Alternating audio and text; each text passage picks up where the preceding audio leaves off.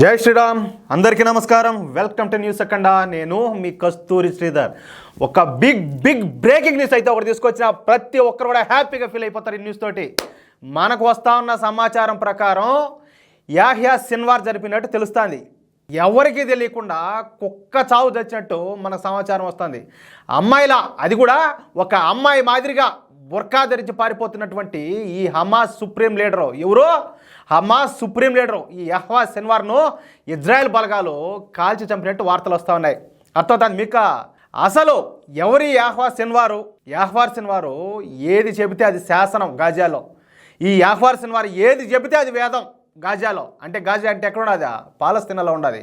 Hamas తీవ్రవాద సంస్థలో ఈ యాహ్యా సిన్వార్ను మించినోడే లేడు. కనీసం ఈ యాహ్యా సిన్వార్ దరిదాపుల్లోకి కూడా మరి హమాస్ తీవ్రవాదులు కూడా చేరలేడు.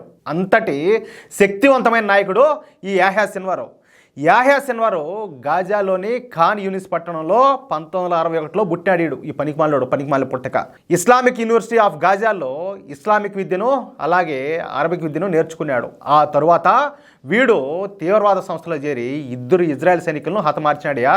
దీంతో 1989లోనే ఈ యాహ్యా సిన్వార్ను ఇజ్రాయెల్ బలగాలు అరెస్ట్ చేసి జైల్లో దొబ్బినారు.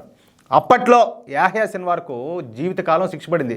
అంటే మనం యావజ్జీవ శిక్ష అంటాం కదా, అది అంటే చనిపోయే వరకు జైల్లోనే ఉండేలా శిక్ష పడింది అనమాట.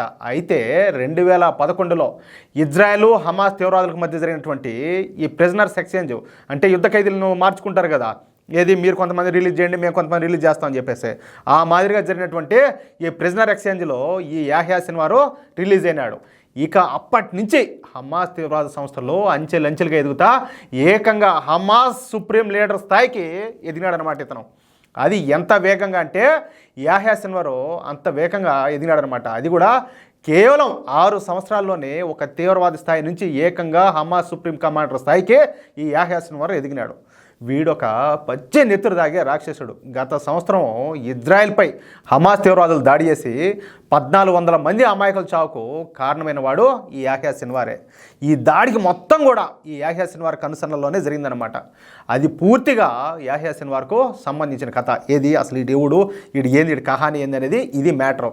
ఇక ఈ యాహ్యా సిన్వార్ చనిపోయినట్టు ప్రముఖ ఇజ్రాయెల్ దినపత్రికలైనటువంటి పబ్లిక్ బ్రాడ్కాస్టర్ ఖాన్, అదేవిధంగా హారెట్, అదేవిధంగా మారి వార్తా సంస్థలు ప్రచురించాయి. అంతేకాకుండా ఇజ్రాయెల్ డిఫెన్స్ ఫోర్సెస్కు చెందినటువంటి మిలిటరీ ఇంటెలిజెన్స్ కూడా ఈ యాహ్యా సిన్వార్ చనిపోయినట్టు ధృవీకరించింది.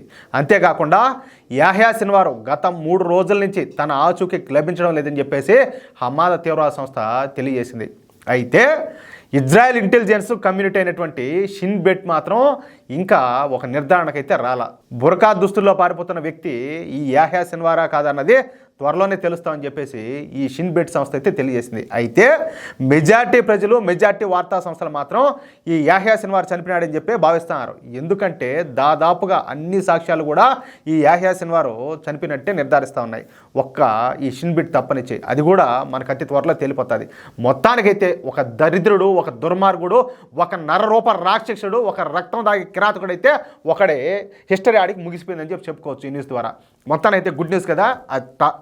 ఈ వీడియోపై మీ యొక్క అమూల్యమైన అభిప్రాయాలను దయచేసి ప్రతి ఒక్కరు కూడా ఖచ్చితంగా కామెంట్ రూపంలో తెలియజేయాలని చెప్పి కోరుకుంటూ, అలాగే ఈ వీడియో నచ్చితే దయచేసి లైక్ చేయండి, తప్పనిసరిగా 10 మందికి షేర్ చేయండి.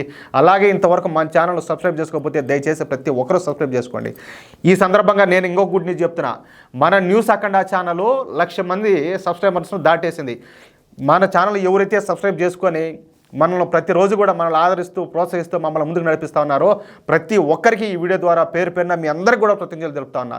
మీరే మా బలం, మీరే మా ధైర్యం. జై శ్రీరామ్.